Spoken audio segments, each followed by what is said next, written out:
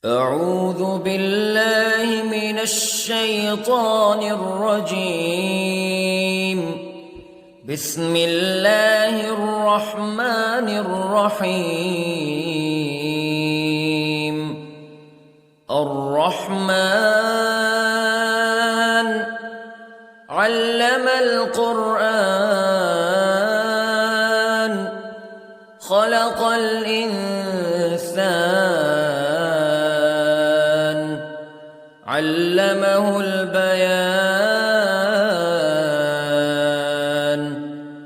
الشمس والقمر بحسبان والنجم والشجر يسجدان والسماء رفعها ووضع الميزان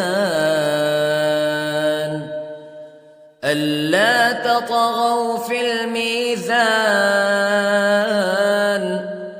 وأقيموا الوزن بالقسط ولا تخسروا الميزان.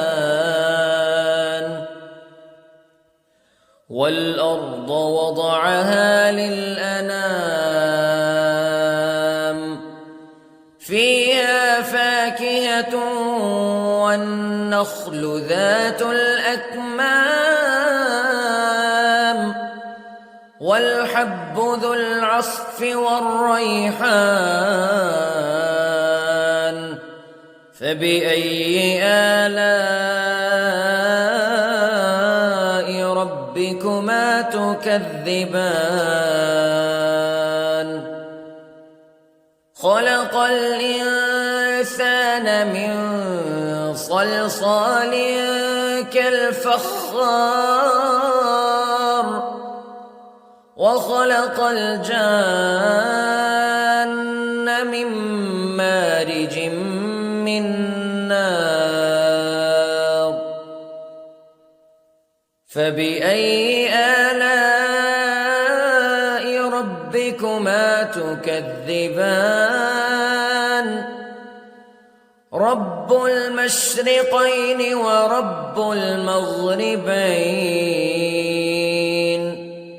فبأي آلاء ربكما تكذبان. مرج البحرين يلتقيان بينهما برزخ لا يبغيان فبأي آلاء ربكما تكذبان. يخرج منهما اللؤلؤ والمرجان فبأي آلاء ربكما تكذبان. وله الجوار المنشآت في البحر كالأعلام فبأي آلاء ربكما تكذبان. كل من عليها فان ويبقى وجه ربك ذو الجلال والإكرام فبأي آلاء ربكما تكذبان. يسأله من في السماوات والأرض كل يوم هو في شأن فبأي آلاء ربكما تكذبان. سنفرغ لكم أيها الثقلان فبأي آلاء ربكما تكذبان.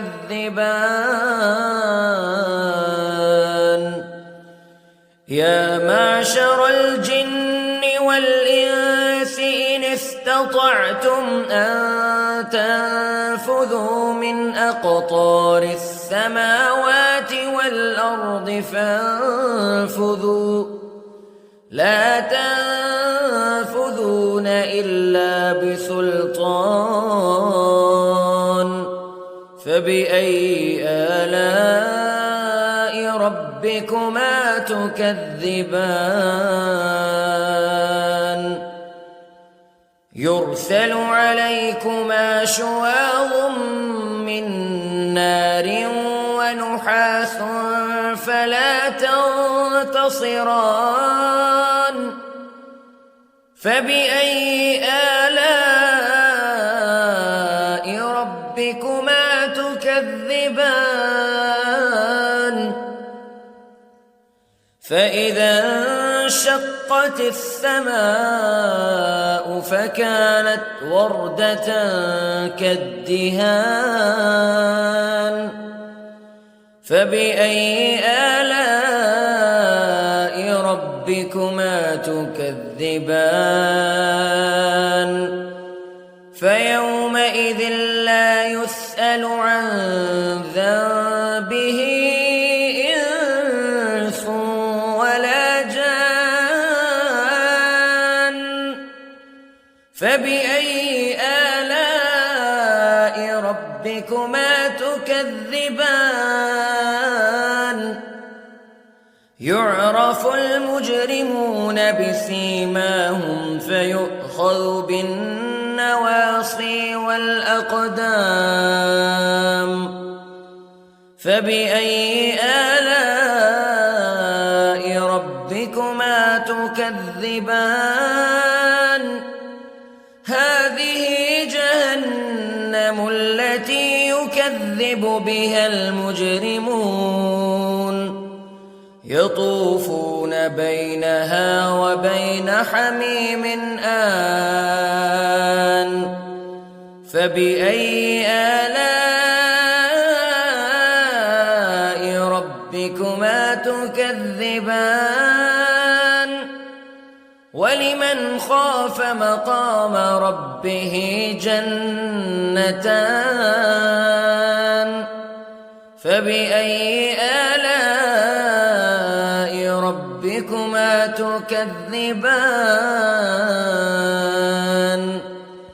ذواتا أفنان فبأي آلاء ربكما تكذبان فيهما عينان تجريان فبأي آلاء ربكما تكذبان فيهما من كل فاكهة زوجان فبأي آلاء ربكما تكذبان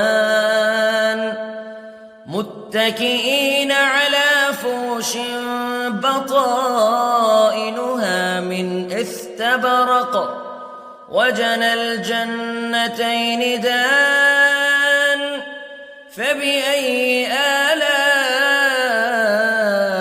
ربكما تكذبان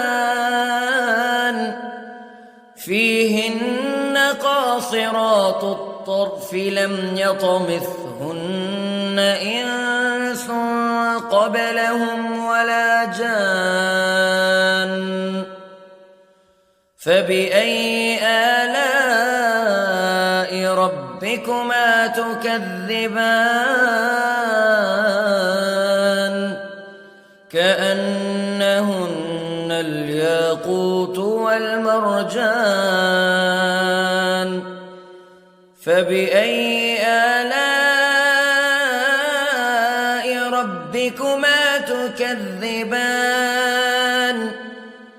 هل جزاء الإحسان إلا الإحسان فبأي آلاء ربكما تكذبان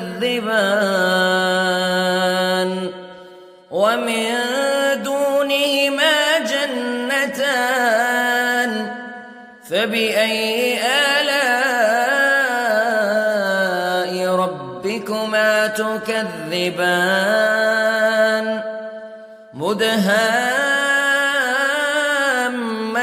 مدهامتان فبأي آلاء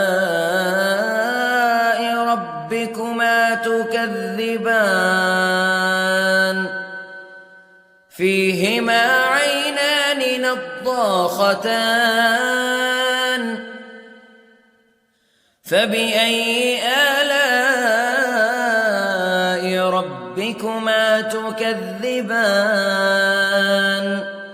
فيهما فاكهة ونخل ورمان فبأي آلاء ربكما تكذبان فيهن خيرات حسان فبأي آلاء ربكما تكذبان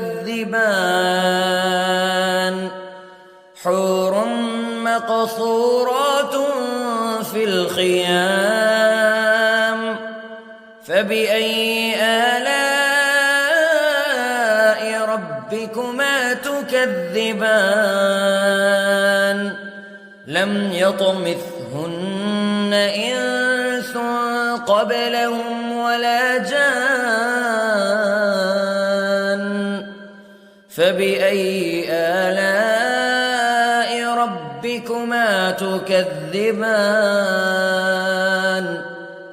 متكئين على رفرف خضر وعبقري حسان فبأي آلاء